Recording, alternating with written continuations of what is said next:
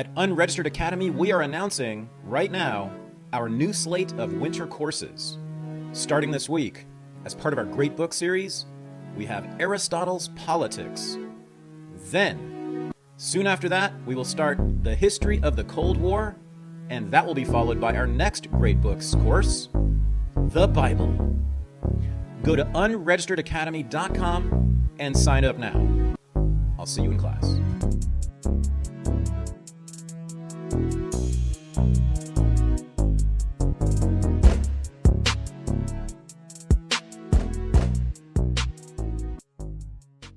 At Unregistered Academy, we are announcing, right now, our new slate of winter courses. Starting this week, as part of our Great Book series, we have Aristotle's Politics. Then, soon after that, we will start the history of the Cold War, and that will be followed by our next Great Books course, the Bible. Go to unregisteredacademy.com and sign up now. I'll see you in class.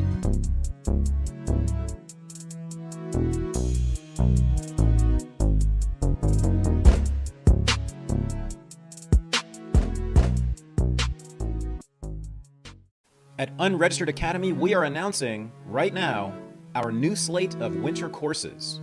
Starting this week, as part of our Great Book series, we have Aristotle's Politics.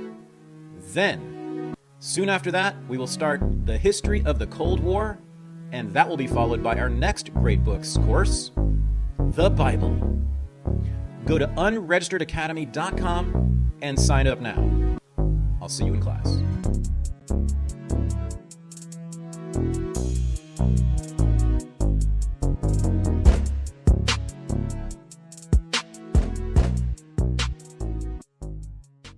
At Unregistered Academy, we are announcing, right now, our new slate of winter courses. Starting this week, as part of our Great Book series, we have Aristotle's Politics. Then, soon after that, we will start the history of the Cold War, and that will be followed by our next Great Books course, the Bible. Go to unregisteredacademy.com and sign up now. I'll see you in class.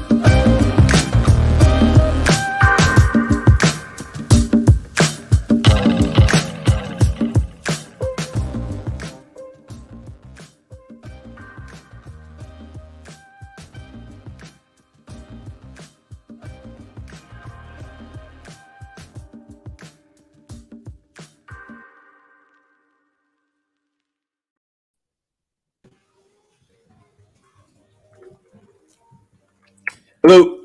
Are we here? Are we live? Yes, sir. Okay. Sorry, man. You're the one who runs the show. You should have known. I know, man.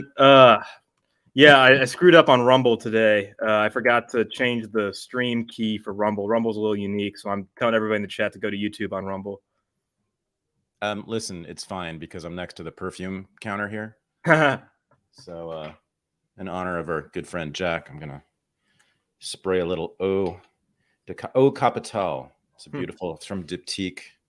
Jack actually probably doesn't approve of it. Diptyque, yeah. It's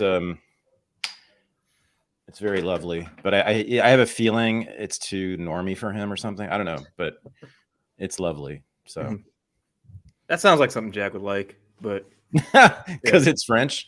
Yeah. That and the Comme des Garçons and all that. He's so right about perfume, though. God, it just like changes everything. Yeah.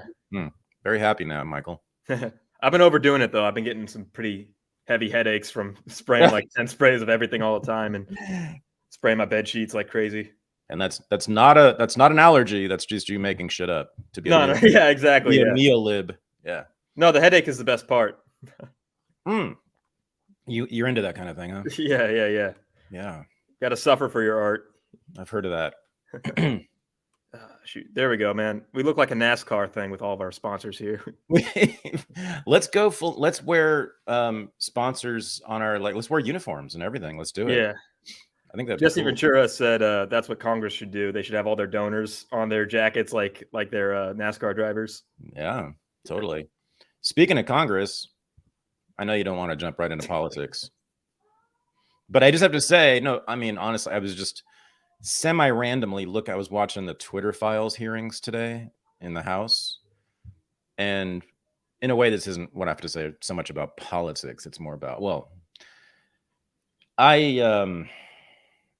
last week, I kind of said some things that were really not okay. I mean, with, the authorities, I think they're great, what I said. I think everything was fantastic. But, I even sort of, what would you say? I mean, I adopted a black accent for a moment. And today, I'm going to talk about affirmative action. Oh, the black accent. That's exactly my job is to bring that out. Right. Yeah. I know that's why you're here. Yeah. Because you've been sent by them to take me down entirely. Well, I see it more as a voodoo incantation to bring the black Thad out. So it's more of a positive interpretation on this. Okay, yeah, off of my blackface minstrelsy tendencies. Yeah, I do have a tendency to go into blackface, and I always have. But then I was a professor, and you kind of have to just drum anything like that out of your mind, and you have to forget that you're a man, and you're not allowed to talk about anything that's masculine, but you're certainly not allowed to do blackface. I can tell you that does not go over well in the halls of academe. So now that I'm out, now that I'm liberated, a free man with my own damn school, yeah, I'm just going to be Dan Emmett all the time. For those who have read my book, you know what I'm talking about. Kind of the originator of blackface in the United States back in the 1830s. And as I show in the book, Dan Emmett loved black culture. And that's why he did it. He wanted to be like black people that he saw. He wanted to have their culture. He thought that they were free, had more fun, danced better, sang better, were funnier, all the things. And that's exactly why blackface started. It was out of white envy of black culture. By the way, something that our right-wing friends, I would love for them to deal with this fact, because they seem to be always running away from the values of black culture. That's millions and billions of people have found over 2 centuries now. They pretend as if, jazz was never invented or anything. I mean, but anyway, so not having said nice things about black people, I'm going to say this. I was watching, as I said, congressional hearings today on the Twitter Files. It was Michael Schellenberger and Matt Taibbi, 2 journalists who were very much leaders in our camp.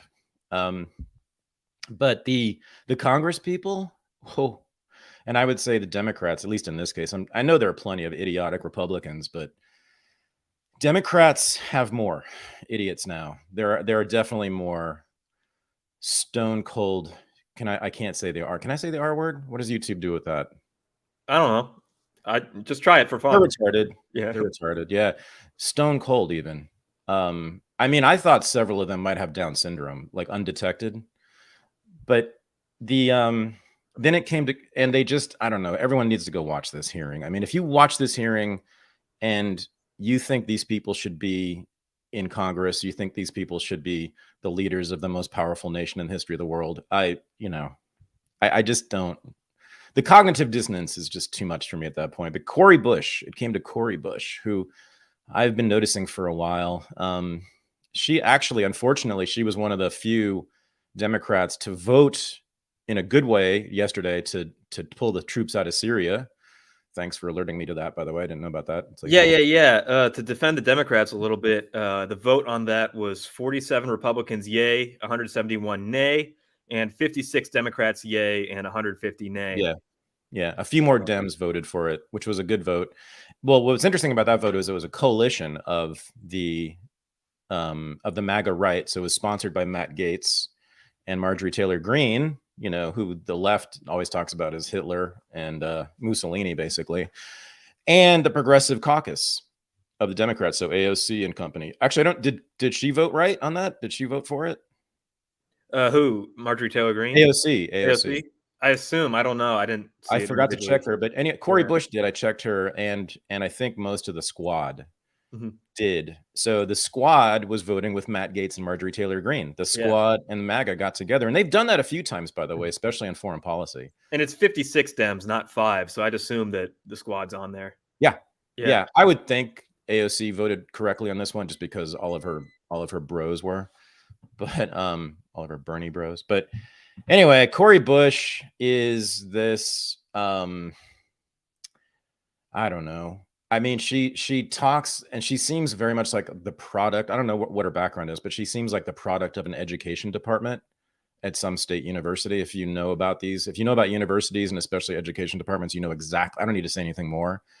But that is the most ideological, most woke, most, quote, diverse department on any university, and also the least has the least intellectual quality. And this is well known. Education departments are full of people who really shouldn't be in grad school, and that's the only way they can be in grad school, is to sneak into these idiotic departments that require really stupid work. But anyway, Cori Bush, so she comes in, she's hot with she's from St. Louis, and she's definitely got some street in her. She's not totally a product of the universities, I don't think, but she most certainly has taken all that academic left-wing woke ideology completely to heart. And she talks. I mean, I don't think I've never heard her talk about any issue without referencing how the issue was relevant to Black people.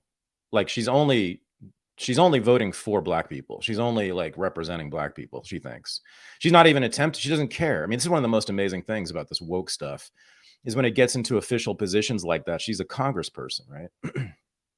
These people don't talk as if they have any concerns about white people, about people who are not Black. And that's how she talks. Anyway, her grilling of, I was watching her. Oh, I'm sorry. This was a different hearing today. This was Alex Epstein. Doesn't matter. It's all the same stuff. Same stuff was going on at Twitter Files hearing. And she was grilling Alex Epstein. And this was about climate change. And she pulls up some op-ed that Alex wrote as a freshman in college, saying that European cultures were superior to African and Asian cultures because they valued individuality and freedom of speech, etc. And of course, this is all Cori Bush wanted to talk about, in a hearing about climate change. But the quality, the intellectual quality, this woman she was reading from a script too. She couldn't even argue herself. And I think about Corinne, my girlfriend, Corinne Jean-Pierre, who's super cute, but just stone cold stupid. I can't. Well, she made fun of my girlfriend, Marianne Williamson. Oh, that's right. Yeah, I saw that. And by the way, that was one of the first, I think it was the only time I've seen Corinne ad lib at all. Mm-hmm. Like, she cannot answer a question from the press without reading from notes. She says everything from notes. I can't imagine that, being a professional spokesperson for the White House and having to read everything that you say, every word in response to questions from the press. There have been many near misses at airports in the last several months. And the airlines have recently instituted amazingly vigorous affirmative action diversity programs for pilots and air traffic controllers, which I think that should be illegal because it's a straight up endangerment of the public. I mean, that's all that is. That means that you are lowering standards for these very, very crucial positions.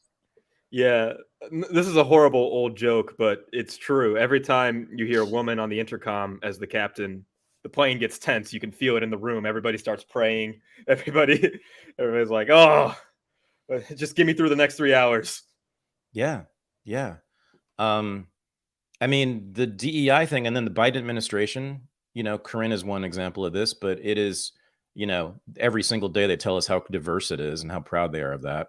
It's also the most incompetent administration. Yeah, and the nerve of Karen to go after Marianne Williamson, who's a much more qualified woman than Joe Biden is to be president. Oh, sure. It's just, the hubris and the whatever you want to call it. It's insane.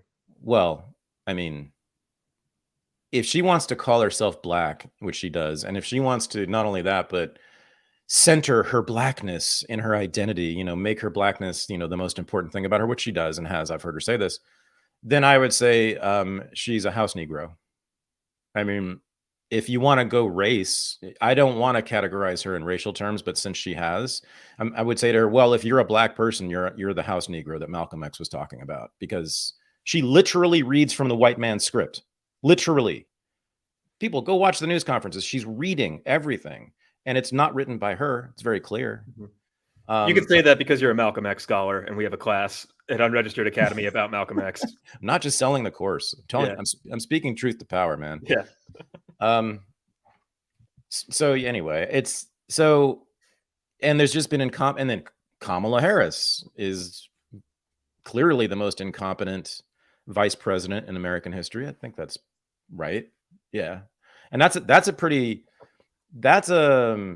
interesting bar there, because Joe Biden used to be vice president, right? So some pretty lame people, but she's the VP is always chosen for comic relief. Yeah, true. Yeah. They're the straight man. Yeah. Or Dick not. Cheney, yeah. Pence. Yeah, they're always. Pence was totally the straight man. Yeah. Right. Yeah. As was Cheney. That's right. Yeah. Republicans are good at they understand comedy. Mm-hmm. Man, Pence is one of my favorite entertainers of all time. Yeah. Yeah. I've been realizing recently that he's really handsome. Like I've just noticed randomly, because I'm so straight. I can barely ever tell when a man is handsome. But I just saw recently randomly like couple gay guys and a couple women talk about how hot Mike Pence was, and I was like, oh yeah. Once it's pointed out to me, then I can see it. But that's why the gays hate him so much, is because they're repressing how attracted they are to him. Right. I mean, but what they really want is some therapy from Mike Pence. Yeah. Wasn't that his thing? Allegedly, he was like, oh, the electroshock therapy. Gay conversion therapy in Indiana. Didn't you guys have that? Didn't you strap gay people to tables and force them to be straight? As much as I love the memes of Mike Pence being a lightning god, who cures gayness with lightning like Zeus, that was just he allocated some money to some pro-family groups that allowed for voluntary therapy, to help people deal with their gay thoughts if they voluntarily want to change their lifestyle. Oh, I know. I remember when that came out, and I saw some hysterical blue-haired person screaming about how Mike Pence is strapping gay people to tables and injecting them with straight drugs or whatever. I mean, which is a pornographic fantasy, mind you. That is a gay pornographic fantasy. Totally. And I looked it up, researched it, and of course it had nothing to do with that, and it was basically benign and no problem. Yeah. Anyway, Mike Pence is a good-looking guy and a great straight man, and we have now explained, I think, everything. Yeah. Amazing, since we're doing radio, amazing radio personality as well. Pence? Oh, that's right. Yep. That's surprising. I would never, because I've only heard him say like 10 words. I don't really. You should watch his speeches, man. Or when he debated Kamala Harris, he was so composed. And I heard that he didn't let her speak. Michael Weimer. I'm speaking. I heard that he was mansplaining her. So I think I've said this before, like my former yoga studio, which is about as woke a place as you'll ever see, has one huge poster. It's the only Kamala Harris poster I've ever seen. They have a huge poster of Kamala Harris in the Shepard Fairey style, the Obama poster style. And it just says, "I'm speaking." Yeah. And they think that's so fucking cool and badass. Dude, all the arguments Pence won handedly, and the only things people remember from that debate is "I'm speaking" and the fly that went on Mike Pence's head. That's all that matters. Yeah. That's all that matters. It's the little woke gotcha moment is all that people will remember. It is all that matters. Hey, I'm going to be woke for a second. You brought up Daniel Emmett. He wrote Dixie, right? Yeah, exactly. Great And story. he was a Jew from Ohio, right? Not a Jew. No, okay. No. I think German descendant, I think. Oh, Protestant. Okay. I think so, yeah. Definitely Protestant. Why? Oh, well, Are you trying to pin everything on Jews again? Like, yeah. Well, no. So, like, Shel Silverstein wrote A Boy Named Sue, and if the chat ever gets a little too anti-Semitic, and if there are some anti-Semitic Southerners out there, just remember Shel Silverstein wrote A Boy Named Sue. And funny enough, if you listen to Shel Silverstein sing that song, it's one of the most racist things you'll ever hear because he's doing just the most insulting redneck voice you've ever heard. And when Johnny Cash does it, he just does his natural drawl, which is even funnier. Yeah. I learned my anti-Semitism from my mother, who's Jewish, from my grandfather, who's Jewish, from my son, who's Jewish, from my ex-wife, who's Jewish, from her family, who are all Jews. It's I've learned some of the the nastiest anti-Semitic jokes I've ever heard.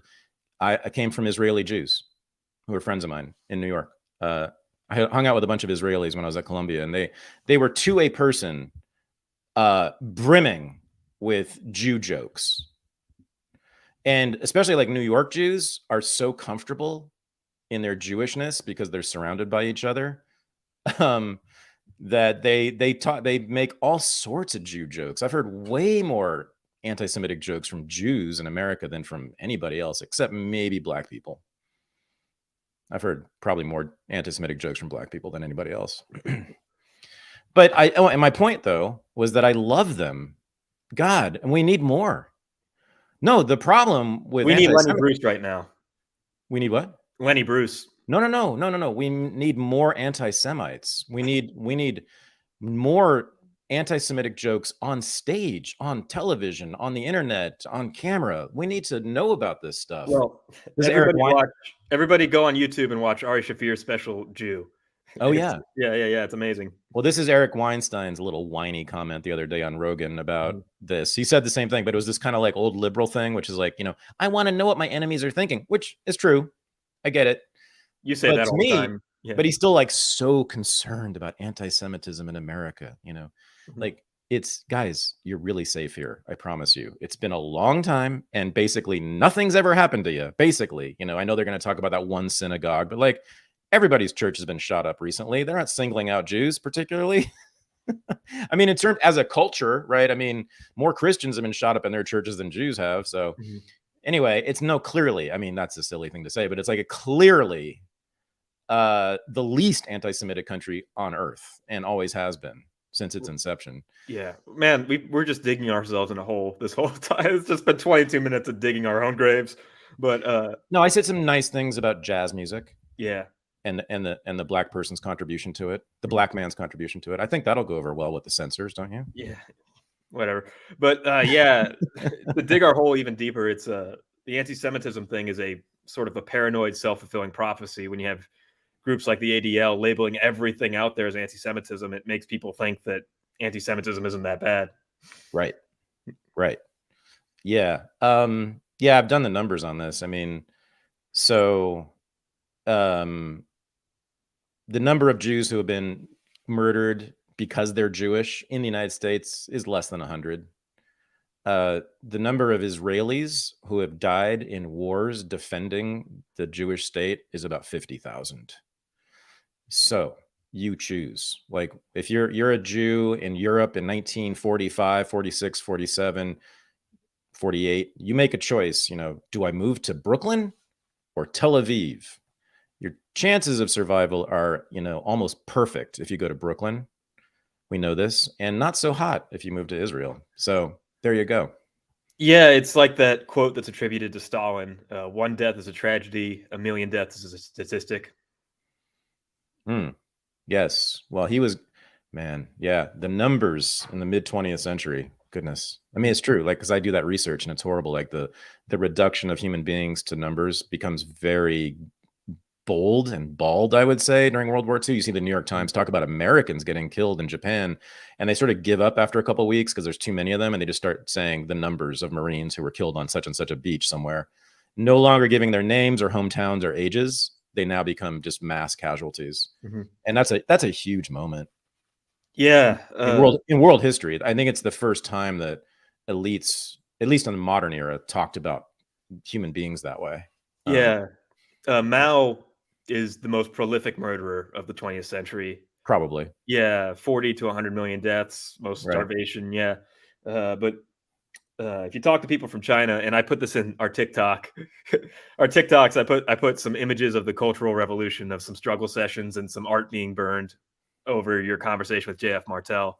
And when people from China talk about the terror of Mao, the thing that they talk about being worse than anything is the destruction of their culture more than anything else, is that all the poetry and art is completely gone, and that's almost as bad as the human beings. One of the things I learned this only recently in the last couple of years, martial arts.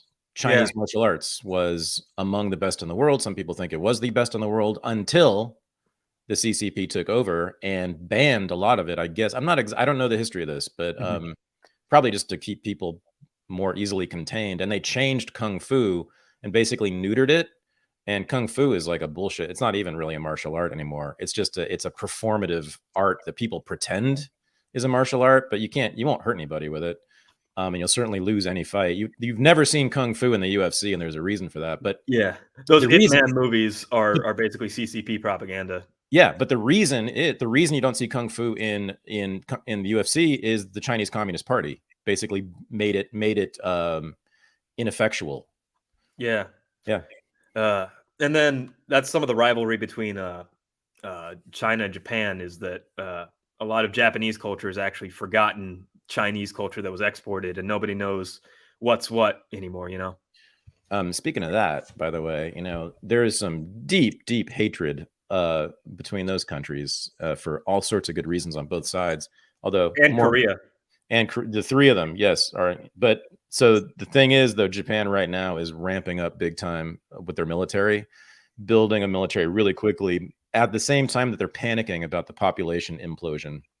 That there was another set of statistics got dropped just recently that Japan is losing population at an unprecedented rate. They're just not having sex and procreating, and that's which is the most fascinating thing on the planet right now. And I still haven't gotten a really good answer for why, but so then they think they see China rearming, and then they're being told by the United States, okay, we're going against China now, we're going hard, and we need you. And so the idea of those two going to war again, I get like, if you know anything about the mid 20th century, the idea of Japan and China going to war should make you, it's hard to talk, actually, when I think about it. Yeah. So anyway, that's a little foreign policy sidelight. Yeah. Yeah. If you want to talk about the 20th century, the rape of Nanking might be the worst crime out of all of them. There's so much up there. Destruction. Yeah. Right up there. You know what? We're all over the place, and there's so much we got to get to. But since you brought up China, I made a bunch of TikToks over the week, and we are TikTok at Unregistered Podcast if you want to follow us. Yeah. Killer clips. Thanks. I love the clips. So cool. I told you I was worried about making the clips cool, but you did. And yeah, I'm totally amazed. Sweet. Yeah, but the TikToks that I make that spark outrage and vitriol, those get all the attention, and the ones that I make that are kind of cool and fun and wholesome don't get much attention. And you think you've experienced vitriol? Seriously? Well, you don't know from vitriol, bro. Yeah. Well, everybody arguing in the comments on everything we do, thank you for the engagement. Well, that's good. That's good. That's heat. Love heat. No, that means they're successful. That's fantastic. Yeah. That's what I want. I want to spark debate always in everything I say. People were saying we were, quote, simping for China, and that we were, that our clip about China from last week. About the United States wanting to go to either actual military war or economic war with China was completely unsound. Here's a clip from Republican presidential hopeful Vivek Ramaswamy on, I think it was Fox Business. Yeah, talking about how he explicitly wants an economic war with China, and this is a staple of his platform. Yeah. Right. Yes, there will be some short-run sacrifice in return for long-run gain, because China has actually used companies, not just TikTok, all kinds of companies as vehicles to advance their agenda. But here's the actual good news. In geopolitics, as in any negotiation, When you're most willing to make a sacrifice, that's precisely when you don't actually have to make it. You want to know why? Because if we ban most U.S. businesses from doing business in China, it hurts them far more than it does hurt us now. China's in actually a very weak spot after Xi Jinping took that third term last October. He actually nuked the Chinese economy. So I think if we're actually willing to do this, I believe this will be a catalyst for either radical reform of the CCP or even the first of steps to even see the fall of the CCP in the next decade. How do you read that? Is he threatening war? Economic war, at least. Oh, yeah. Yeah. I mean, that's where MAGA has been disingenuous all along. I have never seen them state outright, and this even is for Frank Gaffney, who's the foreign policy brain for MAGA. I don't think I've even seen him call for an outright military confrontation. I might be wrong about that, but I know that Bannon was very studious about that. He did not let those words come out of his mouth, but he called for everything else, every other kind of confrontation. Well, economic sanctions, boycotts, blockades, you name it, but nothing. They always stop short of saying we want boots on the ground against China, or ships in the water, more likely. Yeah, there's a lot of. I think we'll get to this when we play some Trump clips from CPAC, but as Gio Penicchetti, our friend, always says, the right wing is an art movement, or the dissident right wing is an art movement. And if you take Bannon's War Room as a piece of art, what do you think when every commercial break you hear that rock and roll song, "We're taking down the CCP"? What do you think that inspires in the general citizenry's head in there? Right. No, you're right. Take down the CCP. No, I know. I mean, I hear that song and I want to go to war, man. That's my workout song. Right. I say they're being disingenuous because I know damn well that a huge chunk of MAGA, if not all of them, want war with China, in some way or another. Mm-hmm. So, and I hate to say it, boys. Yeah. I hate to, talk down on rednecks, but a lot of them are still stuck in their neocon ways, war on terror ways, pro-America, American empire ways. And they just want to go to war with China. They think China is evil, and war gets them excited. Right. Yeah. No. I know. Frank Gaffney is a real problem. The fact that he is their foreign policy guy, he is an ultra hawk. He's not even I wouldn't say he's a neocon. I know he gets called that all the time. Being ultra aggressive on foreign policy does not make you a neoconservative. It just makes you a hawk. Like John McCain wasn't a neocon. He just wanted to go to war with everybody all the time. Neoconservatism is about reshaping the entire world in the image of the United States. It's a thoroughgoing cosmological process and ideology that we're talking about with neoconservatism. They want everybody to be like America, like us. McCain may have done some of that. I mean, I'm sure he supported putting American schools in Afghanistan. I'm sure he supported all that, but he's not a thinker. You have to be an intellectual to be a neocon. You have to have ideas about all these different countries and how to change them. These are global imperialists, the likes of which we've never seen. I mean, even Caesar didn't have as grand ambitions as Victoria Nuland and company. So, yeah, John Bolton is another one. He's not a neocon. He just wants to go to war with all of America's enemies. So, anyway, there's that. Yeah.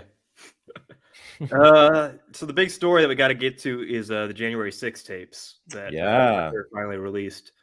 I've had some bad luck showing Tucker clips getting that taken down for copyright, so I might just play the satirical voiceover clip from Steve Voiceover, who is the Quartering's satirical guy. But basically, it just illustrated that there's a lot of cops out there in the Capitol building, and there's a lot of calm protesters.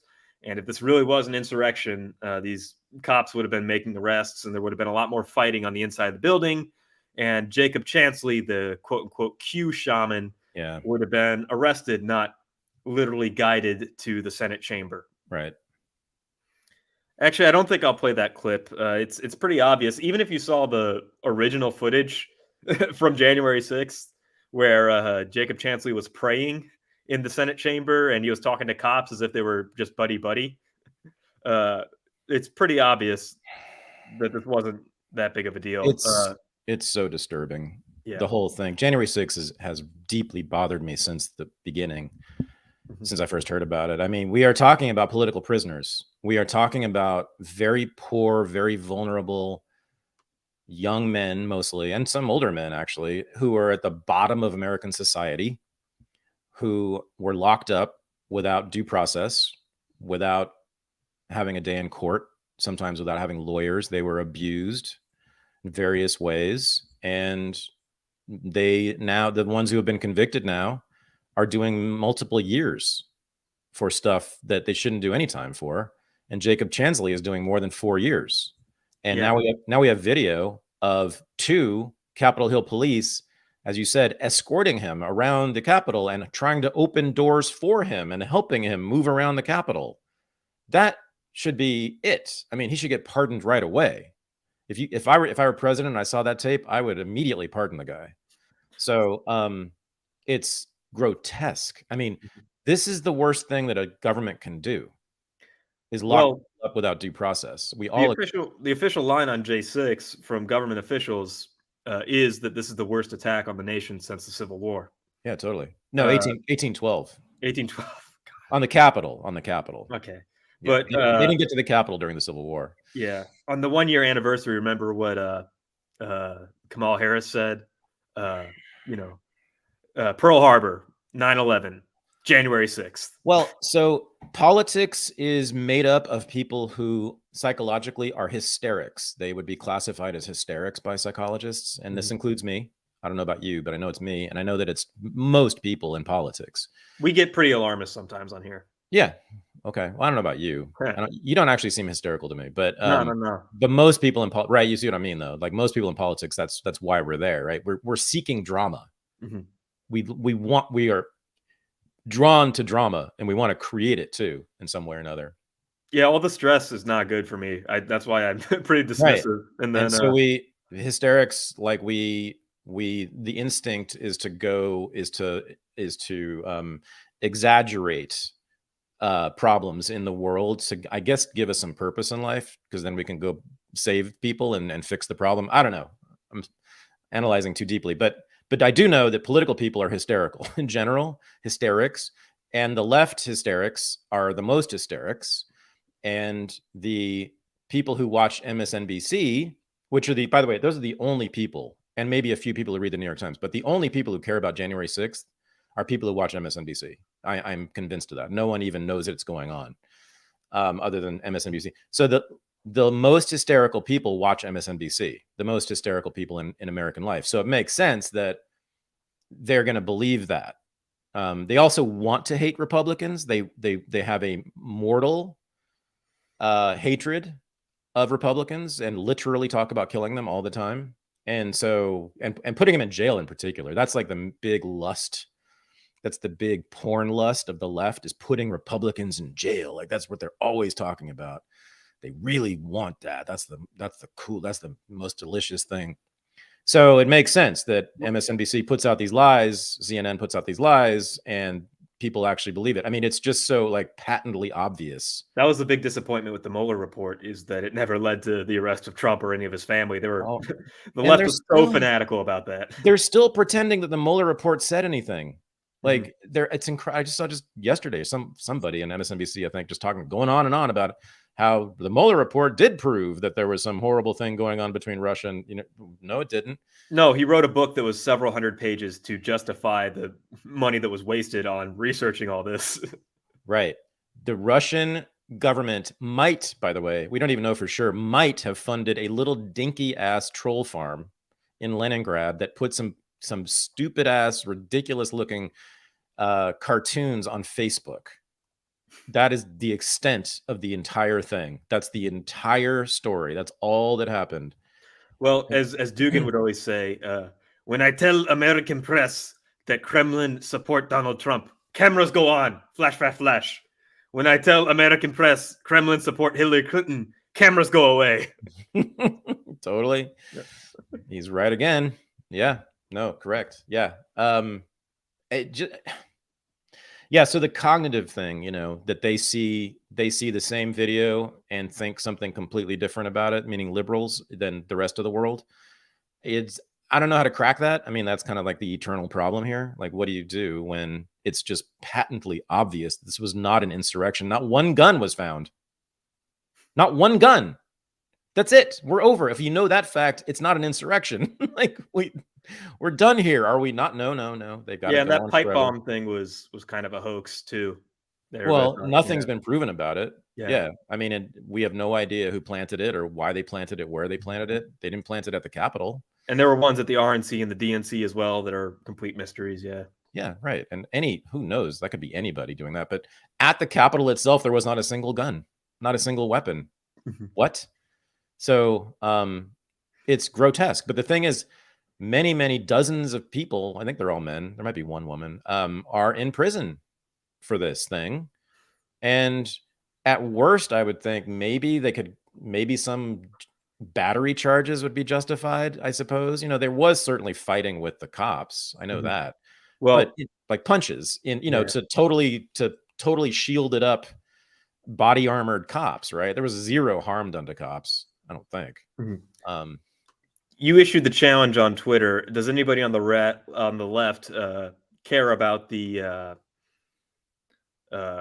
defendants, the J6 defendants? And your mortal enemy Chris Hedges wrote a piece this week defending the J6 defendants. And yeah, he says at least 1,003 people have been arrested and charged so far, with 476 pleading guilty. Largest single criminal investigation in U.S. history. And he calls it a judicial lynching.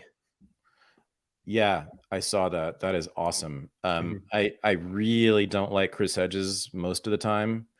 I agree with him on foreign policy, although the way he talks about foreign policy turns me way off even. But this is great. And he is the only one. It's almost as if he read my tweet, because I think it was right after this, didn't he? He published this right after I tweeted that. It's right at the same time. Yeah, nobody on the left that I know of has said one word in defense of the January 6th people. Not one until now. So Chris Hedges, even though he has ridiculous ideas about pornography and women and sex and morality generally, this was great, and he deserves a ton of credit for this. So what the FBI has been doing to MAGA is exactly what the FBI did to the Black Panthers and to the Communist Party and to the Socialist Party. Exactly. And the left is saying nothing about it because the left is bankrupt. The left has nothing to teach us because they're clearly hypocrites and don't believe their own rhetoric. It's just so, yeah, well, whatever. I keep saying this. It's so pathetic, but it is. I want to see someone come up with a list. I guess I might have to do this myself. Of all the lies that have been proven to be fraudulent since about 2010, 2011, I mean, it is now, we're getting into like 10 to 12, something like that. Massive, like got people in the streets, had, people were killed as a result of it. Riots broke out as a result of these things. I mean, that are complete fabrications. And there's about a dozen of those in the last 13 years. And we need a full list. I want to see it in one place. I mean, it is stunning. And the thing is, there's so many coming out, so many new lies being exposed every day. The lab leak is just the latest. And all the stuff about Ukraine is also now starting to come out. They're starting to admit a lot of stuff because they're realizing that we are coming for them on those two issues. And they're now trying to like make it look like they're not so responsible for these things. Right. But yeah, it's a empire of lies. Yeah. Yeah. Is that a book? What's that from? Yeah. What is that? It's somebody's book, I think. Yeah. I forget. I'll do it. But or is that PJ O'Rourke? PJ O'Rourke? O'Rourke? I can't say his name. All right. Something like that. No, Confederacy of Dunces is his book, which it also is. It turns out Andrew Clavin wrote a novel called that, but I think that's from something else too. Okay. Yeah. But Mitch McConnell had this to say about Tucker showing those clips. It was a mistake, in my view, for Fox News to depict this in a way that's completely at variance with what our chief law enforcement official here at the Capitol thinks. Don't believe your lying eyes. It's all on this paper. What the chief of police said is what happened. Don't believe what you saw. The Capitol Police person who sort of, I think, led the whole investigation. She was hard. Oh, I know she did, because she was head of intelligence for the U.S. Capitol Police. She just got hired just recently as the chief of police for the UC Berkeley police force. So you know what politics she has. Yeah. And you know how objective she was when she led that investigation, Mitch McConnell. Yeah. Was UC Berkeley the one that burned everything down when Ann Coulter came like 5 years ago? Yeah. Oh yeah. No, this is the most left-wing place on the planet. Mm-hmm. And UC Berkeley is the center of the leftism in the most left-wing city. Yeah, no, it's all woke all the time. Mm-hmm. And she's the chief of police there. So yeah. So you're talking about hysterics and MSNBC being the king of hysterics. Russell Brand went on Bill Maher, and he went up against what's his name, John Heilman of MSNBC. John Heilman of MSNBC, yeah, and he called out MSNBC pretty well. A friend of mine who's kind of a hippie, who's a big fan of Russell Brand, says that he suspects that Russell Brand is allowed to say what he says because he says it in such a shrill and off-putting voice that people won't take him seriously. And I think there's some truth to that. Yeah. But this is a really interesting encounter. John, I've not known you long, but I love you already. But I have to say that it's disingenuous to claim that the biases that are exhibited on Fox News are any different from the biases exhibited on MSNBC.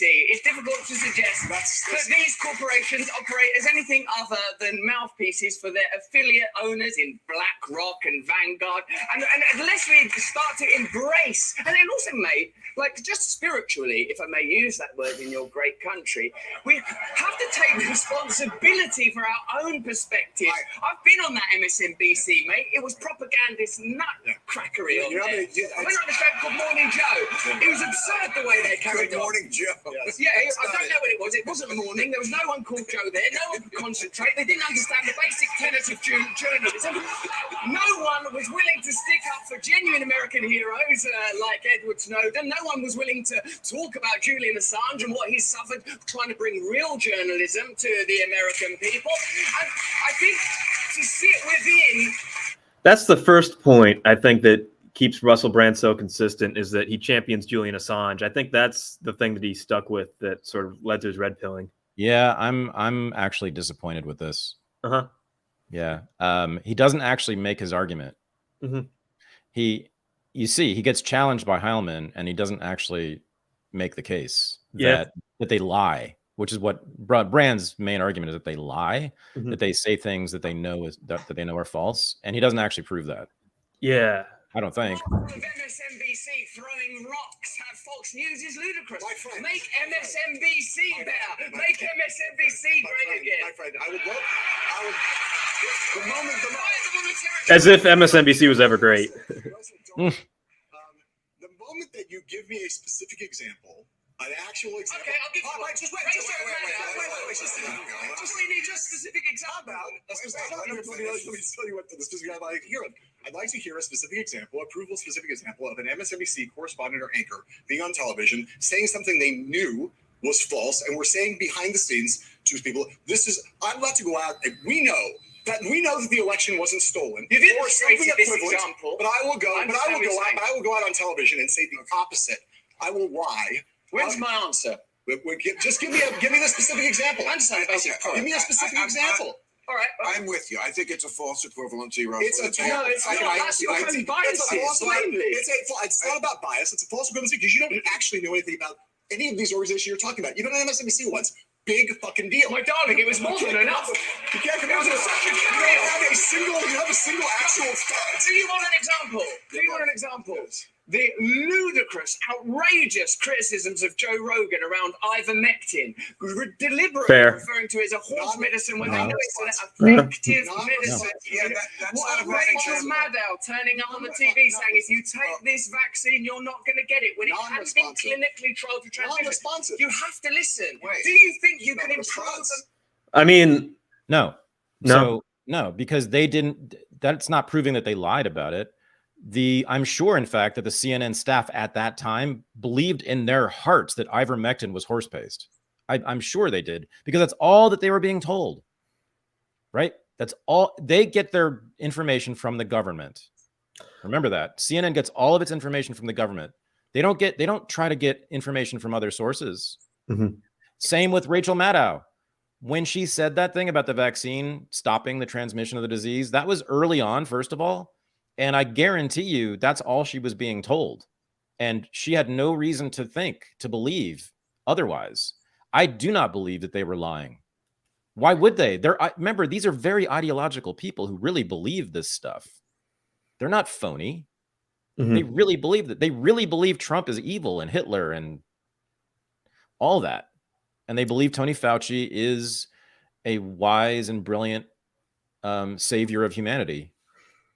Yeah, this reminds me of when a child of a 9/11 victim went on Bill O'Reilly in like 2007 and questioned the main narrative about 9/11. Bill O'Reilly went on this long tangent. I forget what exactly he said, but it led to the victim's child trying to do a defamation suit against Bill O'Reilly. And the lawyers said, well, you can't really sue Bill O'Reilly because he's wrong all the time. And you can't prove that this was a deliberate lie in this instance. That's right. That's right. I mean, do you think they were lying? The ivermectin thing can be solved with a 30-second Google search, that it's like one of the most popular medicines in India that's treated billions of people. It was not clear that it was effective. I mean, I thought it was effective. I thought it was likely that it was effective, but it wasn't obvious. It wasn't an easy thing to find, is my point. Remember the stranglehold the government had on information dissemination. That even held for people in the media. And I would say, especially for people in the media who are captured by the government, like MSNBC and CNN, they clearly get 100% of their information from inside the government. Mm-hmm. So the government was, in terms of information, on lockdown. And we're only telling people what Maddow and the CNN people said. Yeah. I remember during that time, everything had to be either CDC approved or WHO approved, or else it would not be aired, period. Right. Yeah. Right. But I mean that even her own personal information, right? She had no reason to go seek out, like, she's not a weirdo like you and me she trusts the government in general. Like, we don't. So we assume the government's lying and cheating and fucking us over. So we always go and examine things. We always research stuff because we assume that they're not telling the truth. She assumes that they're basically good and honest people. Mm-hmm. So why would she go do some heavy, deep research, which is required to find this, into ivermectin and its efficacy? That was actually sort of difficult to find. Took some work. Yeah, this is what the media is doing, and what Congress is doing, and during these hearings, is that they're trying to establish plausible deniability. They're being very litigious and going over with a fine-tooth comb every word they exactly said, and saying, "Oh, we never said the vaccine was actually effective. We just said that it was developed and blah blah blah blah blah." Right. It's very hard to prove that somebody intentionally lied. Right. No, I know. But I'm saying that I just don't believe that they lied. I really think that they believe this stuff because this is who they are. And this is who and again, consider the source of their information. We know how tight they are with the federal government. So, I mean, almost all of the analysts, all the political analysts on CNN and MSNBC are former government officials.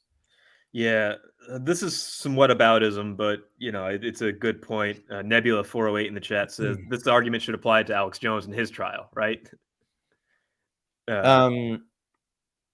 Well, okay. Why is that? I guess. I mean, there's different issues there in the Alex Jones trial, but whether he was lying? Yeah, that he intentionally was lying to torture the victims' families. I see no reason to believe that either. Again, it's the kind of conspiracy theory that Alex Jones is generally attracted to, even though I think that Alex Jones is right way more often than he's wrong. Yeah, but I'm saying your defense of Rachel Maddow should apply to a defense of Alex Jones, I think. Oh, yeah. Well, I would rather defend him on other grounds, okay, like the First Amendment. Yeah, for instance. Yeah. MSNBC, I forget who it was, but one of these mainstream news guards said that Fox News is more reputable than MSNBC. Oh, Fox News has always been far better just journalistically than either one of them. I mean, well, I honestly truly see zero of journalistic value in CNN and MSNBC. Like, I think they're Pravda. They're just propaganda rags for the government. I mean, I don't see any deviation from that whatsoever with them ever. Fox is about half of Fox is a propaganda rag for the Republican Party, the establishment Republican The Party. establishment Republicans, yeah. Absolutely. People don't know that. The other half is actually pretty good journalists. And I sort of know this because I used to be there a lot. I used to be on Fox fairly often. And I have lots of friends who have had Fox shows, in fact. And I've been in that building many times and I've met many of those people who work at Fox. No, they're like serious, pretty smart journalists, actually. And we know this. We know that the stats have been run on this. Fox has lots of people with contrary opinions on their shows all the time. They have lots of liberals and leftists on their own shows all the time. MSNBC and CNN haven't had a conservative or a libertarian on their show in years. I mean, years, not one. MSNBC was great when they had Pat Buchanan on. Right. Yeah, well, like Matt Welch used to be on MSNBC. Not anymore. I don't think so. Yeah, even Matt Welch, he's not the scariest guy in the world, but forget like MAGA. No way they'd have anybody like that. But no opposing viewpoints. It's unbelievable. And then they, of course, as I said, they are overrun with former government officials as their analysts, as their political analysts. I mean, the CIA effectively runs CNN. That's just true. I mean, CNN gets all of its information and all of its talking points directly from the horse's mouth. Yeah. So this came out, I think it was on The Problem with Jon Stewart, but Jon Stewart was talking about when he went on Colbert about a year ago and made that joke about the Wuhan lab, and that now that this is coming out, he feels like he didn't get any thanks for it, you know? And this is happening to Russell Brand too. I think it was the New Spectator that said, "Oh, we lost Russell Brand," and all these post-left watch people saying that Russell Brand is a lost cause and punishing him for meeting with Steven Crowder and talking to people. But this is what Jon Stewart had to say about his one joke that turned out to be true, you know? It was a pretty good bit that expressed kind of how I felt. And the two things that came out of it were, I'm racist against Asian people, and how dare I align myself with the alt-right. I was doing a bit about, and it was similar to a bit I've done on religion. I used to do a bit about religion, saying religion's giving comfort to a world torn apart by religion. So the idea was, about the vaccines and other things, that science had truly helped heal a world from a pandemic, probably caused by science. And then I proceeded to go on a kind of a long tangent about why I thought that. And the backlash was swift, immediate, and quite loud.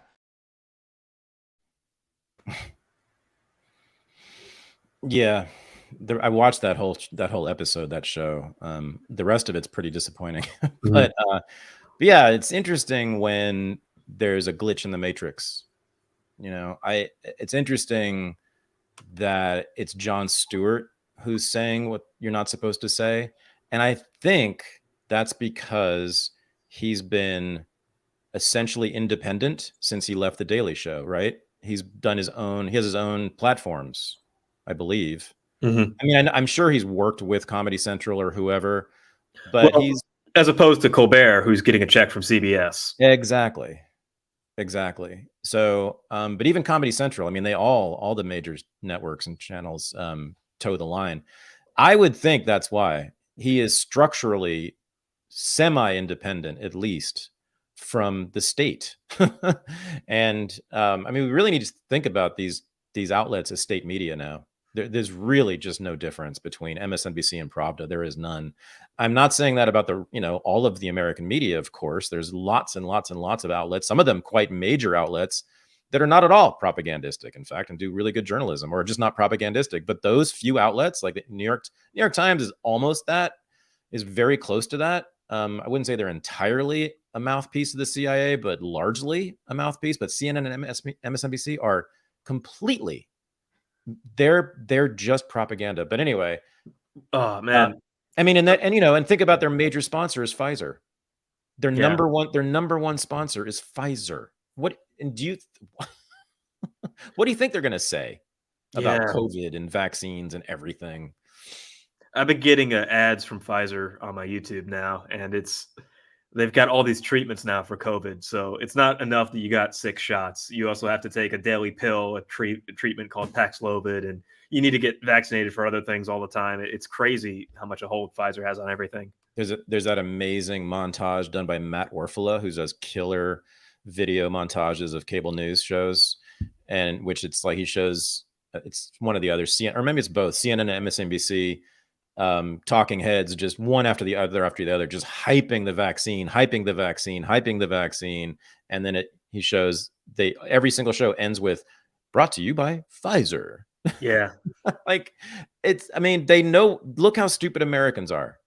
Americans watched that. They watched these people say to them, you must take this vaccine. It's going to save your life. And then see right after that this message was sponsored by the people who made the vaccine. And no one batted an eye about that. Well, I mean, again, conforming and following orders feels good, right?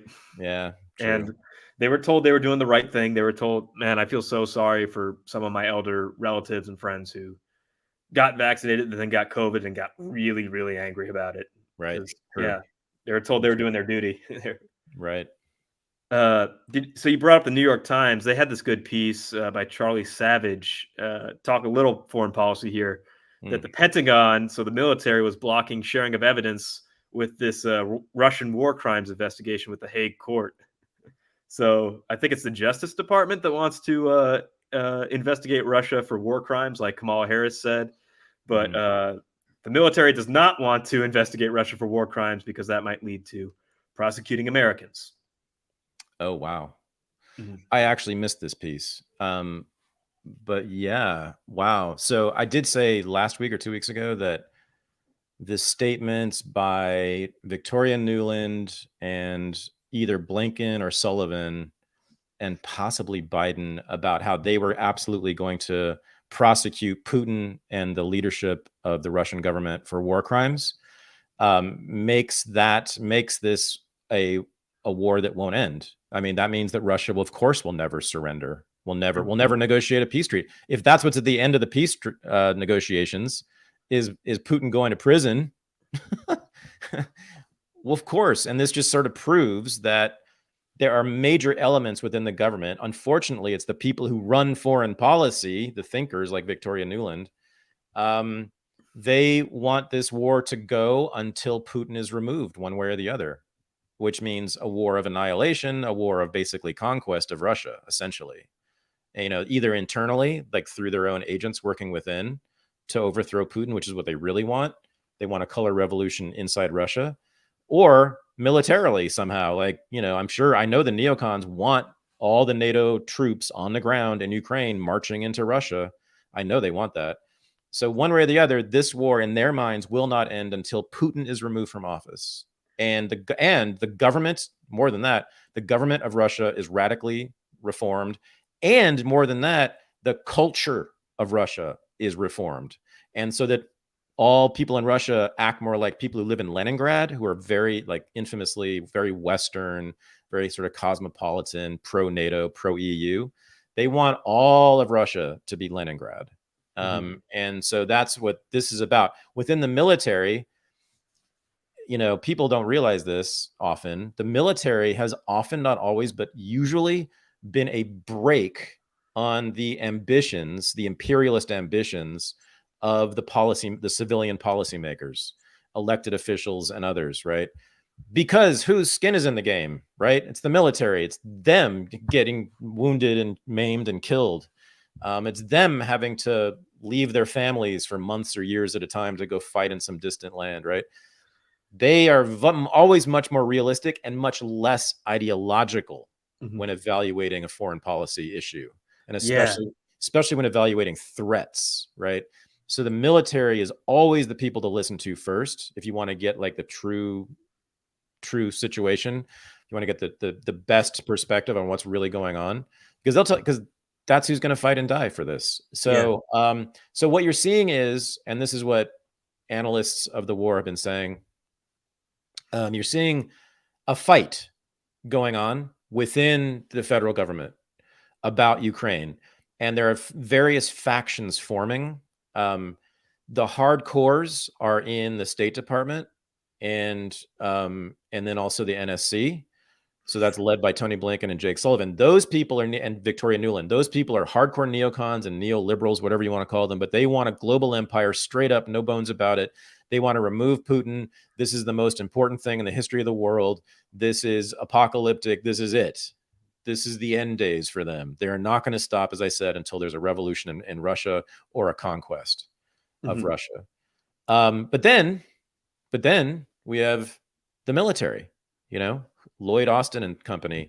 Austin is kind of a neocon, but there are elements within the Defense Department who, as is typical, are much more cautious about it. And just this is one instance of that, I think, is, hey guys, your whole like war crimes idea, which is, basically stating that you will not stop fighting this war until Putin is dead. It sounds great and all, but like it could blow up in our faces. I know you neocons never think about that. That's what's happening here. And then there's other factions. The Department of Energy, for God's sake, just said with incredible nerve that they think the most likely cause of the virus of COVID is a lab leak in Wuhan. So they're clearly not on the same page on foreign policy as State Department is and the CIA. So that's what's happening. There's a debate, maybe a fight going on within the government about how to go forward. And there's a lot going on around this. You can see various elements within the US starting to blame Ukraine for Nordstream and blame Ukraine for making mistakes. And there's been a lot of admissions in the last few weeks by Americans about Ukraine fucking up. So they're starting to basically throw Ukraine under the bus for these things. Yeah, incredibly. Yeah. Yeah. But they also want to continue funding Ukraine and to give them, they just don't want to be culpable for these things. And Ukraine will take the heat because they have no choice, right? Because we own Ukraine. Ukraine will do whatever we tell them to. So if we want to blame them for murder, mass murder, and blowing up, the energy supply for Europe, they'll do it. They'll take it. They'll take the hit. They also want to get rid of Zelensky. Yeah. So that's the other thing that's happening. Okay, here it is. So you brought up Nordstream. Did you see what Trump had to say about the Nordstream pipeline and his attitude towards Russia at CPAC? I think so, yes. Yeah. So Trump really established himself way ahead of the field. I think he's in a huge lead, I think even on the official straw poll. And this is what he had to say in a speech about Russia. And yeah, he claimed that he wanted to stop the Nord Stream pipeline and that he successfully did. I got along very well with Putin, even though I'm the one that ended his pipeline. Remember, they said, Trump is giving a lot to Russia. Really? Putin actually said to me, if you're my friend, I'd hate like hell to see you as my enemy. Because I ended the pipeline, right? Do you remember? Nord Stream 2. Nobody ever heard of it, Rick, right? Nobody ever heard of Nord Stream 2 until I came along. I started talking about Nord Stream 2. I had to go with the pipeline because nobody knew what I was talking about. But I ended it. It was dead. I told every company that had sucked into it that you're not doing business with the United States of America if you go forward and allow this to be built. It was done. On day one, Biden came in. And this is the biggest economic development project. This is the most important project that Russia has. On day one, this is the biggest money they could ever make. There's nothing they could ever do to compete with this. This is the biggest pipeline in the world. Going to supply Europe, Germany in particular. On day one, Biden came in. And what did he do? He approved the Nord Stream pipeline. And then they'd say, Trump was soft on Russia. I was the one that gave 1,000 javelins. That's the anti-tank busters.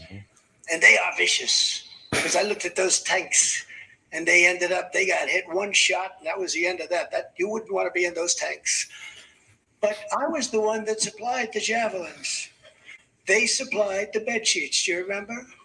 They supplied the bed sheets and maybe even some pillows from Mike, who's sitting right over here. Where the hell is Mike? Did you send some pillows? It's all about him. Yeah. It?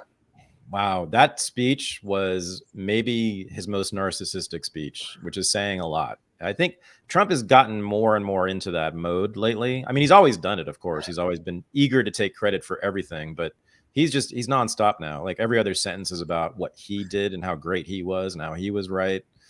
Yes, Well, and he's right. He's also right that yes, he acted like a fucking neocon in foreign policy often, not always, but that's because he hired Mike Pompeo and John Bolton to run things. So what do you expect, right?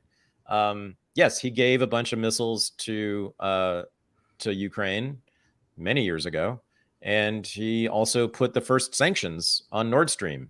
So yes, the first attack on Nordstream essentially was economic, and it was waged by Mr. Trump. So yes, he's right. Thanks a lot, Donald. This is a little incoherent with the rest of your ideas about the war, but whatever. I mean, he also says he would have stopped the war just by being in office, and he said he would have sent 2 nuclear submarines to the coast of Russia. Is what he has said. That's what he would have done, and that would have stopped the war. Which is possible. It's possible. Yeah, I think the narcissism comes from a deep insecurity of losing to Biden. He said that during the campaign trail that if Biden wins, I'll never show my face again. And it's also defense against the Russiagate nonsense, right? Yeah. To show that he was not owned by Putin, that's a very important point, though. I mean, yes, that's yet another reason that Russiagate is total nonsense. That's how they compromised him with Russiagate. Total nonsense, right? Exactly. Yeah. Oh, right. I see. That pushed him to be a neocon. You mean? Yep. Yeah, because maybe to prove that Russiagate was bullshit, he had to be aggressive on Putin. I mean, that's a tricky one. I would guess it's probably a combination of the two. I mean, he clearly respected John Bolton and Mike Pompeo to a large extent, at least at first. So he would have been hearing, in one ear, he would have been hearing, the global importance of stopping Putin. And then the other ear, he'd have been hearing about the heat he's getting domestically about Russiagate. And here's a good way to prove that he's not owned by Putin, that there was no collusion, which that's smart. I mean, the domestic calculation might have been what won out there. Actually, Yeah. it's a great question. I don't know what like insiders have said about that decision making, but I'd actually like to read whatever memoir that will be that talks about why Trump did what he did with Ukraine. I mean, he still brags about being tough on Putin. Still, I know. Well, he was. So I guess I kind of want to bring this. Well, I'll bring up this clip too. This is the famous retribution clip where he promises to be the retribution for everybody who was wronged in the Republican Party. Yeah. And if you put me back in the White House, their reign is over. Their reign will be over. And they know it. And America will be a free nation once again. We're not a free nation right now. We don't have free press. We don't have free anything. In 2016, I declared, I am your voice. Today I add, I am your warrior. I am your justice. And for those who have been wronged and betrayed, I am your retribution. I am your retribution. Not going to let this happen. Not going to let it happen. Talking like Conan the Barbarian there.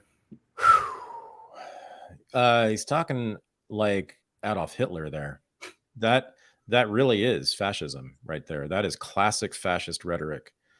The conflation of oneself as the head of state, or with the state and with the people, right? Talking as if making yourself into a father for the whole nation. And then also the idea of retribution is exactly what Adolf Hitler ran on. That was his whole platform. That's what he promised for the German people, was retribution for what happened in World War I. It was always bloodthirsty, vengeful, and nasty. And that's what this is. And also highly authoritarian. One might even say totalitarian, because as I said, it assumes that he is either is the American people, or is our father who will protect us. He's taking on the father responsibility of protector, which is, do we want that really from anyone? Well, I mean, remember when Milo went on tour in 2016 and he famously called Trump daddy? This has been here since the start. Yeah, it's revolting. I mean, So, I mean, I used to poo-poo people's charges of Trump being a fascist, and a lot of that was nonsense, and people don't know what fascism is. But this is. I mean, he's had moments. Obama had different kinds of fascism. They both had fascist elements, just very different kinds. Although there was a cult of personality around both, which is one of the major hallmarks of fascism, right? You had obvious cults of personality around Mussolini and Hitler, and I would say Franklin Roosevelt, by the way, who I posit was essentially a fascist. Yeah. So, but this is Trump being that way. And also the stuff about law and order and criminal justice and wanting, swift trials or basically no trials. And he wants the cops to rough up suspects. And that's also very similar to the way criminal justice was handled in Nazi Germany. I mean, the police were given free rein. Prosecutors were encouraged to, make the cases and put people away. And as we know, lots and lots and lots of Germans, ordinary Germans, were put in concentration camps too. Yeah. So, yeah, Michael Malice was saying in 2016 about Trump's first term that he's not Hitler, he's not the flood, Trump is the dam. And we're seeing now that Trump is back and he's pissed off. Right. Yeah, I'm not sure I want this guy to be president. I sort of enjoyed him as president, and I was always not defending him, but I was always anti-Trump. I've always hated the anti-Trump movement, every aspect of it. So I was always fighting that movement. But Trump himself and his movement, I've had some sympathy about some parts of it, especially in foreign policy, when he's not being an asshole neocon and sending javelin missiles to fucking Ukraine. But, his statements against NATO and against regime change wars and against basically the American empire, I mean, of course, that was great.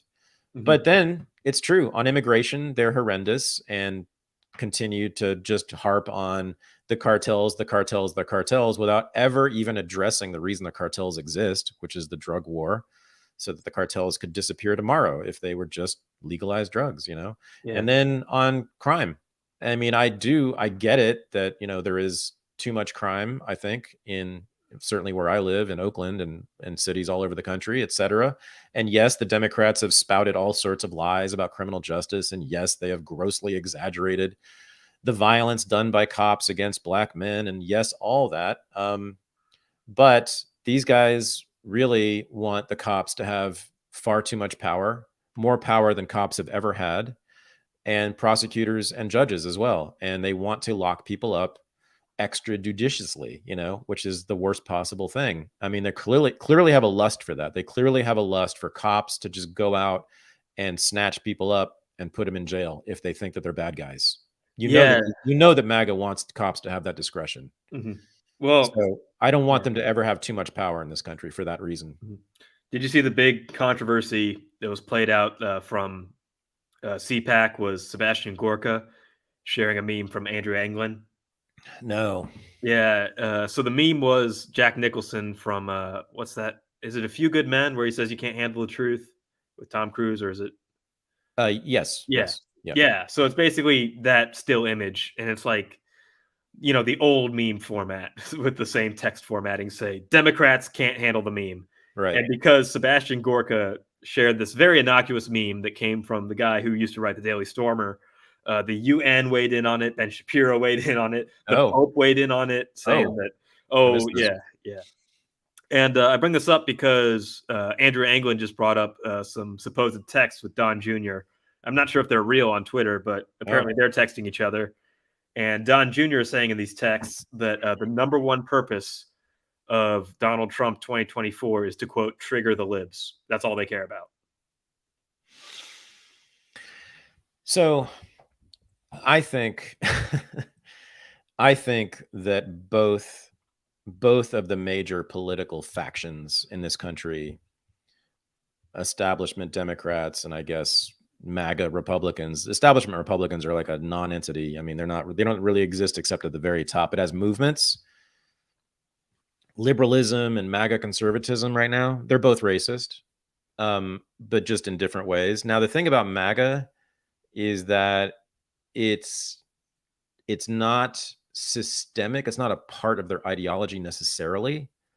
But I can see through the cracks often. It shines through. One is they're never saying anything positive about Black culture ever. I'm talking about sort of the right wing broadly right now, of which MAGA is a part. In other words, everyone to the right of establishment Republicans. I do think Ye is changing that though. Well, they've always loved their Republican blacks. They love it and they're not racist they would love to have a Black president, but they really don't like Black culture at all. And I would just say they're utterly hostile to Black culture. And some of the nasty stuff is unfortunately part of Black culture too. Yeah. I mean, Black culture has always been more about that street violence than other cultures, Mhm. and that's always, you look at blues music in the 20s, 30s, early blues music was full of violence, this kind of street violence, right? Now I was listening to Robert Johnson the other night. He has amazing rhythm, by the way. But yeah, it's all about I'm going to kill my old lady. I'm going to kill my woman. Yeah. Yeah, not just right. And killing women too, right? Yeah, I'm going to brutally murder the woman who cheated on me. Right. And African American folklore, which Yeah. goes all the way back to slavery. It's always been a big part of Black culture. Same thing, full of, Stago Lee, who goes around stabbing people, and Dolomite, who goes around killing people. And,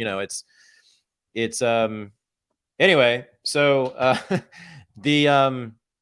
so they've always loved their neutered, red hat wearing Blacks. Sure, the MAGA Republicans, the right wing. But there's stuff about criminal justice too. I think it's driven by just a complete lack of interest in Black people. I just don't think, they care. So and then stuff like this comes out, I don't know. And then I've just heard straight up racism too, from like a lot of people who were like all around MAGA, not necessarily the leaders of it, but straight up racism, no doubt about it, in the right wing. I've seen it over and over again in the last couple of years. And I've seen more of it recently than I've ever seen in my life. And it's unmistakable. So the left is racist in a very different way, which is that they're racist in a paternalistic way. They treat Black people either like children or like pets, and they treat them in all the ways like that. So they are, you're never allowed to, contradict a Black person, because just like you don't contradict a 3-year-old, right? You make them feel good about their contribution when they say something stupid. You don't say that they're wrong, etc. I mean, it's all the way from there, all the way up to giving them huge jobs in the White House when they're completely unqualified, because that's what you do to a kid. Oh, here, you can have the gold medal, Johnny. You want to be the teacher for the day? Sure, right? That's what we do. We put them on stage to make them feel good about themselves because they're children. And that's what we do. That's what liberals do. The left does all the time. So there's two different racisms. And if you're a Black person in this country, that's your choice. Well, also your choice of racism. So if you want to be political, you have your choice of there it is. Yeah. Also the race essentialism and the, what is it? Just, I guess CRT saying that your race is the most important aspect of your identity, that it's exactly who you are. Exactly.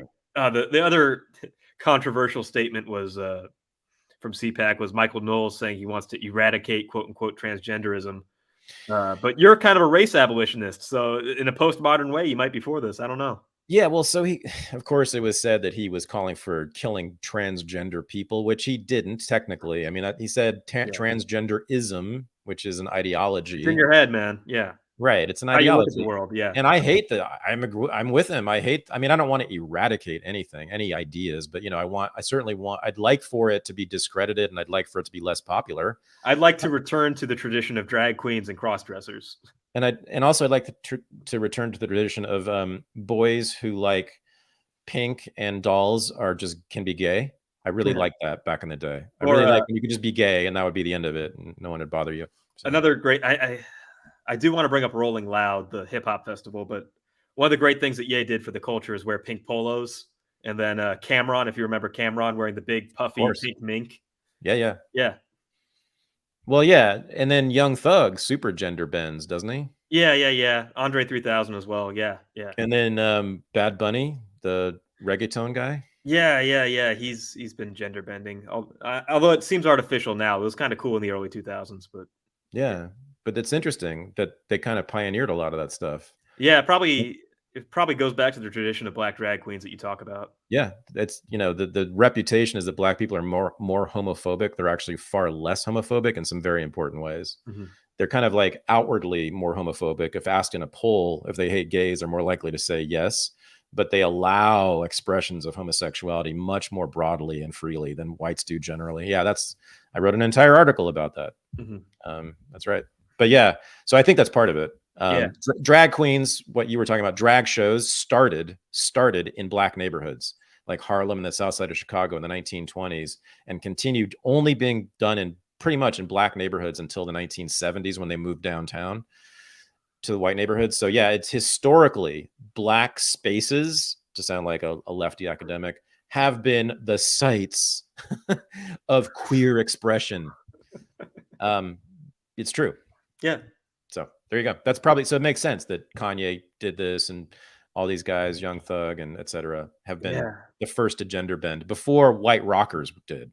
Probably goes back to shamanistic traditions too. I was listening to a music scholar talk about how universally in cultures with shamans, the shaman typically gender bends. It's usually a young male dressed as a female often. Oh, yeah.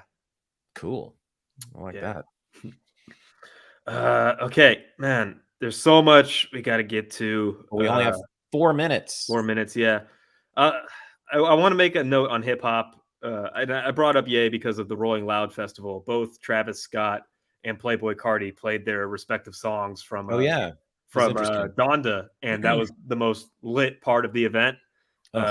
Yeah, but also the crowd was kind of trash the whole event. Alchemist came out and rapped with Larry June, which is a big treat for the crowd, you know, to have such an amazing producer show his craft like that, and everybody's just standing around like nothing's happening. Drake is contemplating retirement. Kendrick Lamar went to therapy over going and producing more music. J. Cole is kind of retired now, so it looks like there's no new guard of hip hop to take the field. And even people like Juice WRLD and XXXTentacion are dead, you know? So it's a sad state. Well, okay. So when I first saw your report on that, I thought, oh yes, see, I'm confirmed in my hatred of current hip hop. You know, it does suck. Even the audience is bored by it. The thing is, though, I went to hip hop shows in the golden age, like in the middle of the golden age, like in the 90s when hip hop was at its very, very best, and it sucked live. Live, I've been to many hip hop shows in the 80s and 90s, and they all sucked. I've heard that about classic rock too, that the sound systems were horrible in the 70s and 80s and you couldn't tell what was going on a lot of times. I didn't fuck with classic rock. Yeah. Because I was down with the people. I don't know about you, but well, you weren't born yet. No. But yeah, no, I actually don't know. Well, no, I did see The Who. I saw The Who at the Oakland Coliseum, and I saw The Clash open for them. That was like 1982 or something crazy like that. That's how old I am. But yeah, the sound wasn't great either for that. The best sound is in like small little jazz clubs. You know, the bigger you get, the worse it is. But there's something about hip hop that just does not translate live at all. I've never seen good live hip hop. I don't know. So there's that. I mean, however, no one was like, the idea that these kids like looking at their phones when they're at a concert, is that what was happening? Oh yeah. Especially, I mean, when I go to shows now, especially big festivals and stuff, that's what happens is, God, it's just everybody standing around, and then when something exciting happens, everybody has their phone up to record it so they can get a 15-second Instagram story, and then they go back to not caring, you know. Life through a camera. Yeah. A mediated existence entirely. Wow. That is horrifying. At a music show, at a concert, to be on your phone. I mean, Jack White famously bans phones and has them he has them. There's some venues that you check in your phone and then you get it at the end of the concert, and he professionally records everything so you can watch it yourself later. That's the way to do it. It is, yeah. Right on, Jack White. Yep. Okay. I do want to talk about our courses coming up. We're doing the Cold War next week. We just finished up Aristotle. Oh my God, I'm so stoked about that. Yeah. I didn't even realize how cool it's going to be until last night when we were talking about it in the other class. But yeah, it's going to be 4 weeks. We're going to do the history of the Cold War from World War II to the present. I'm going to tell the story of the U.S.'s relationship with Ukraine from the beginning, which begins in 1943, which is the real origin of the war that currently threatens to annihilate the world.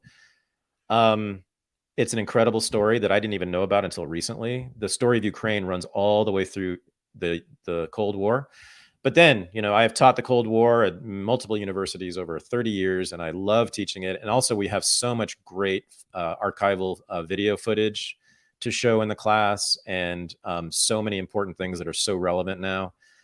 And it's just amazing stories. I mean, the shenanigans of the CIA all over the world during this time. We're going to talk about of course, we're going to cover the Vietnam War, all the major events that really was American foreign policy, but that really made the world we all live in.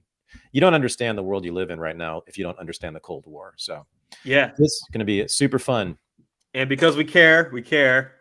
For all you listening and watching right now, you can use promo code Unreported33 for a third off of your first 3 months at Unregistered Academy. That's for the monthly subscription. Sorry for the annual subscription. That's a discount that's good enough to begin with. We've got some great courses. We got the Bible after this. I told you not to give them 33% off, dude. What are you doing? Yeah. That's too much. It's too much. It's too big of a sale. Yeah. Kind of is. It's only for 3 months though, so hopefully you'll forget that you have. That's a deal. Yeah. My God, seriously, that's a crazy deal. Okay. Yeah. Okay. I might change it to 20%. So get on it now. You better hurry. Exactly. Yeah, I might change by next week. Yeah. Yeah, but and the J.F. Martel interview was great because he was talking about Platonism, and he talks about this a lot. That Plato is basically. Well, that Christianity is Platonism for the masses, that Plato is essentially for the elites to begin with. And then Aristotle kind of democratizes him a little bit, but Christianity really brings Platonism to the masses. So I think we're going to, in our great books course, when we talk about the Bible, we'll probably see those threads. The Bible in 4 weeks, that starts, yes, as part of the great books course, another 4-week seminar we're going to do. Mm-hmm. And again, I think I just said this to you just the other day. I think it's that when I used to teach the Bible at the great books, in the great books course at Columbia, that was my favorite thing to teach. It is talk about understanding the world you live in. You sure as hell don't understand it if you haven't read the Bible.